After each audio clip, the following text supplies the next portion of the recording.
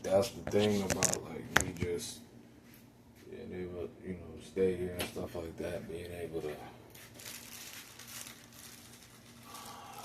finally use this job to do something right. Use everything around me to try to come out of this situation I put myself in, rather knowingly or unknowingly.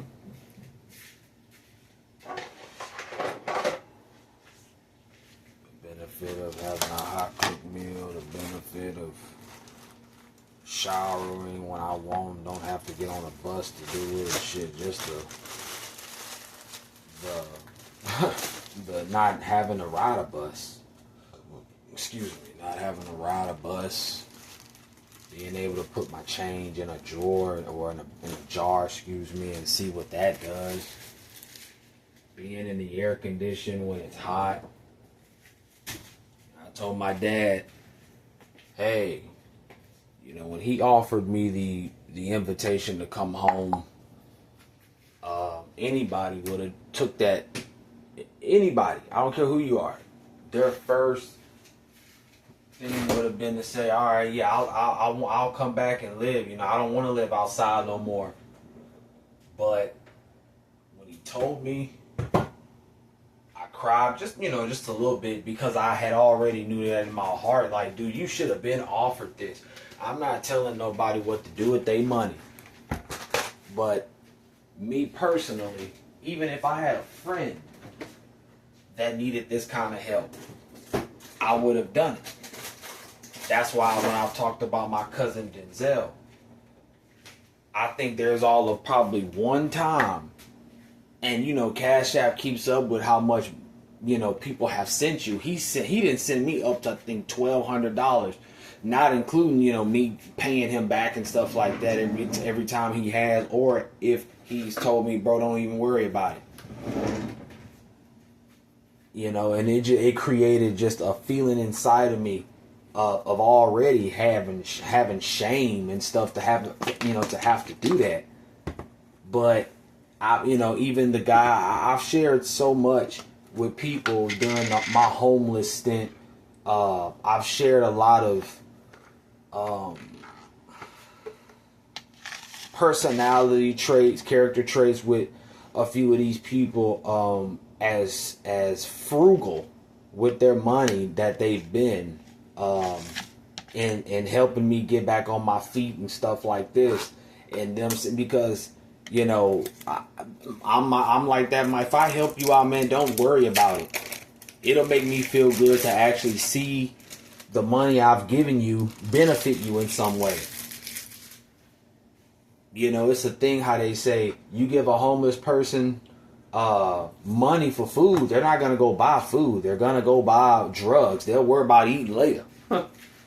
So save yourself the anger and all of that. Don't even give them, just give them the money. But don't sit there and, hey, you need some food. They'll go sell the food if you try to feed them. So being able to see how, actually being in a home, and you already know. Ain't nobody gonna ask me for any money, right? They're gonna expect me just to survive on my own. Don't ask them for no money or nothing like that. Don't eat up all their groceries, and with the government shut down, blah, blah, blah, we already know, right?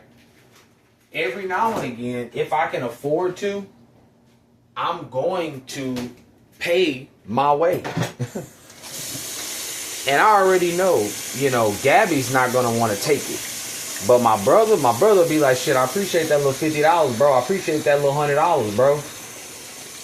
I'm really going to try to accomplish a lot of things that I couldn't accomplish, being that I'm in a nice part, of the neighborhood where I can actually go and do things on my own, and don't have to worry about bus fare. Don't have to worry about, man, where all my property, if it's being stolen, or If it's gonna thunderstorm, am I gonna worry about my damn clothes getting soaking wet? Y'all already know how that homeless stuff went. I've documented it. So, you know, just right now, making a sandwich. You couldn't make no damn sandwich out there in the woods. Why? Because you don't have refrigerator. You don't have mayonnaise and stuff. So a lot of the meals that I was eating and stuff like that,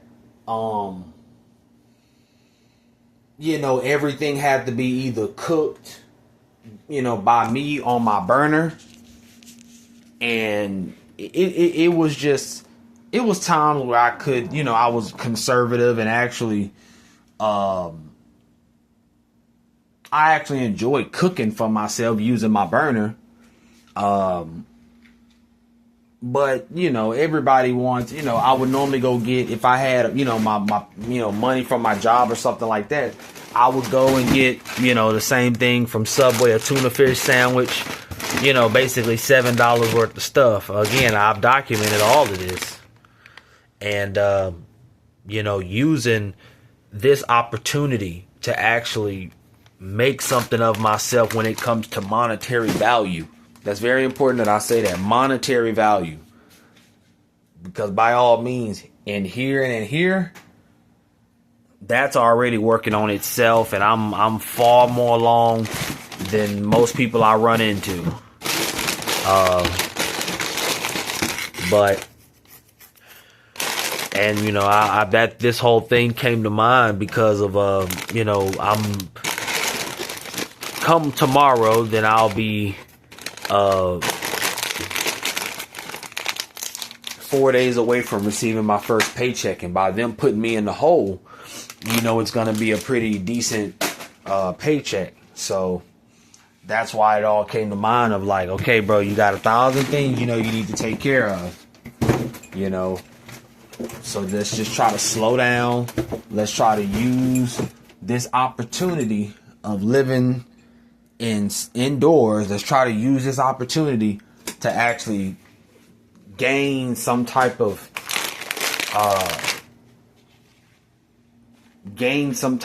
you know, just you know, the whole car and my GED and all of this stuff. Just try to gain something from it instead of getting to a point, you know, where the commenter said that I'm negative, but getting to the point where before anything that is overtly, meaning physically negative, meaning that I can go to work and start seeing and experiencing stuff that I'm like, oh hell, here we go, to actually leave a job on good terms just because I found an opportunity, you know, somewhere else better for more money and things of that nature. You know, I don't believe in being the bane of somebody's existence.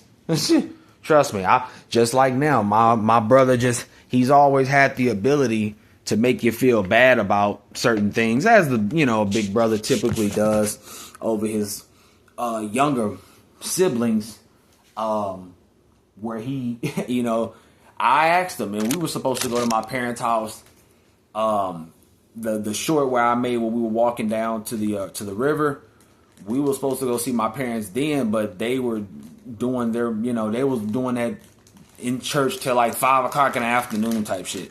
So, but I was ready to go. I had shaved my head and everything. And then now they went to my parents' house, and, you know, when he had asked, by the time I had got everything I needed as far as my weed, my tobacco, and got back to the house, I had already gotten to a mindset of like, I just want to chill. Like,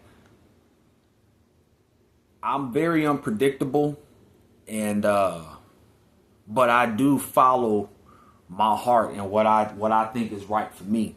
Not on a selfish type of deal, but because if I'm not right in my own head, then I don't want to be around other people.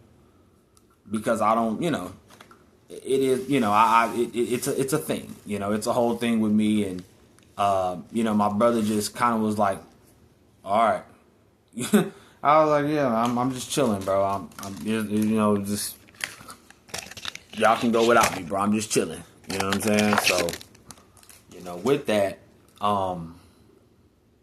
I've always told my brother, you know, I want to be able to drive where I want to drive to all of these different functions and different things like that, and he's always, have tried to say, bro, that stuff don't matter. It's okay. We got you. But, y'all know what I'm saying. As an adult, you're supposed to have that type of stuff already, So, yeah, I just had those thoughts come to my head about being able to actually eat at work, come here. I told you the wintertime out there in the woods was fine. Like, it was fine. The only thing is you're gonna be running that burner to try to stay warm. Other than that, I enjoyed it. It was the summers. The summers is what really kicks your ass. And for reasons that you probably can think of, it's too hot, so on and so forth. So, I'm anxious to see if I'm able to make progress. I've told y'all I've never saved $1,000 in my life. I'm honest and transparent enough to say that. That to me is embarrassing. Of course, spiritually, there's a saying that God will give you just enough to get you where you need to go. And I can honestly say that every day that I need my medicine, weed, tobacco, because my mindset is that I'm willing to push through it even if I don't have it. So I think the universe finds its way to say, all right, bro, here you go. Here you go. Here you go. I've had to probably count on one hand how many times I went probably an entire day with like zero weed on my tongue. It was, it's been a while. I don't beg for it or anything, but my mindset is when I run out, I run out. Like, it is what it is till I can go get some more. But other than that, I'm not finna be, I just live in reality like that where, it's like, okay, bro, you're going to have to go, you ain't going to die. You've been in the jail cell before where damn, I want a cigarette, but God knows I can't have no damn cigarette up in here, So here in the free world, it don't, it shouldn't bother you that, nigga, you just had a cigarette. Like, whatever you smoke, you just did that damn near 30 minutes ago. Now that you completely out of everything, you tripping out. So I try not to, be in my own head. And I think that that's why I keep being able to push forward in an organic way, because I don't force nothing. I just take care of what's in front of me. So I'm going to eat my sandwich, y'all. I'm out.